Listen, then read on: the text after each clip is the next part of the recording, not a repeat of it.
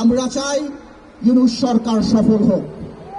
আমরা চাই এই আন্দোলনে আমার যে ছাত্র ভাইয়েরা, ছাত্র বৈষম্য আন্দোলনের নেতারা যারা যে আত্মত্যাগ দিয়েছে, তাদের জন্য দুর্বলতা আমাদের হৃদয়ে আছে। আমরা চাই ভবিষ্যতে তারা যদি রাজনীতিতে আসে ভালো কিছু করে, কিন্তু ভাইয়েরা আমার, এখন জাতি গঠন প্রক্রিয়ায় থাকতে হবে। সবাই মিলে মিশে কাজ করতে হবে দেশকে এগিয়ে নেওয়ার জন্য। 50 বছরে আমরা যেভাবে পিছিয়ে গিয়েছি, আজকে বিজয় দিবস, একটা রাজনৈতিক দল গত 17 বছরে শুধুমাত্র পুরো স্বাধীনতা একটা মহানায়ককেই দায়িত্ব দিয়েছে, আর কারো দায়িত্ব দেয় নাই। শহীদ রাষ্ট্রপতি জিয়াউর রহমান থেকে আরম্ভ করে, তাজউদ্দিন সাহেব থেকে আরম্ভ করে অন্য কারো কোনো ক্রেডিট এই সরকার দেয় নাই।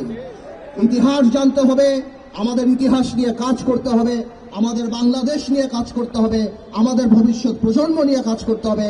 আগামীতে আমরা পজিটিভ বাংলাদেশ বানাতে চাই, আগামীতে আমরা সমৃদ্ধ বাংলাদেশ বানাতে চাই। আমাদের মাথায় রাখতে হবে 5 তারিখ, 5ই আগস্ট এবং 16ই ডিসেম্বরকে আমরা সিম্বল অফ ফ্রিডম হিসাবে নেব, হেট্রেড না। সেটা নিয়ে আমরা সামনের দিকে এগিয়ে যাব।